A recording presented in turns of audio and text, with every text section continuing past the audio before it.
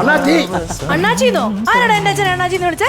അണ്ണാച്ചി നല്ല വിളിച്ച അണ്ണ ഒരു തീന്ന് പറഞ്ഞതാ. ഇക്കണക്കിന് നീ അച്ചപ്പത്തിന് എന്നെ കയറി അപ്പച്ചന്ന് വിളിക്കുമല്ലടാ. അല്ല, വെള്ള ജുബ്ബ, വെള്ളമുണ്ട്, പാടുന്ന മൊത്തം വെള്ളി. വഴിയിൽ യേശുദാസ് എങ്ങോട്ടാ? എന്നെ വഴിയിൽ യേശുദാസ് വിളിക്കല്ലേ? എനിക്കൊരു പേരുണ്ട്, സുപ്രൻ, അങ്ങനെ വിളിച്ചാൽ മതി. അല്ല, അണിഞ്ഞൊരുങ്ങി സുപ്ര എങ്ങോട്ടാ രാവിലെ? ഒരു കരയൊക്കെയുണ്ട്. അത് ശരിയാ. ഈ കലാപരമായിട്ടുള്ള പരിപാടിക്ക് പോകുമ്പോ അല്പ സ്വല്പ സാഹസികമായിട്ട് കരേട്ട അറിഞ്ഞിരിക്കുന്നത് നല്ലതാ. കരയൊക്കെ അല്ലെന്ന്, ഒരു കരയൊക്കെ ഗാനമേള ഉണ്ടെന്ന്. കരയൊക്കെ ഗാനമേള? ഇവിടെ കഴിഞ്ഞ നീ കരയൊക്കെ ഗാനമേള നടത്താൻ പോയിട്ട് അവിടെ ഇടയ്ക്ക് വെച്ച് കരട്ട ഗാനമേള എന്ന് കേട്ടല്ലോ. അതൊരു കരാട്ട സ്കൂളിലായിരുന്നു പരിപാടി.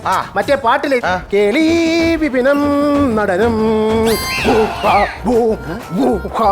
എന്ന് പറയും കരോട്ടക്കാര് പിള്ളേർ കരോട്ട പ്രാക്ടീസ് ചെയ്യാന്ന് പറഞ്ഞ് എന്നെ വന്ന് ഊട് പാടാൻ കഴിച്ചിട്ട് പോയി.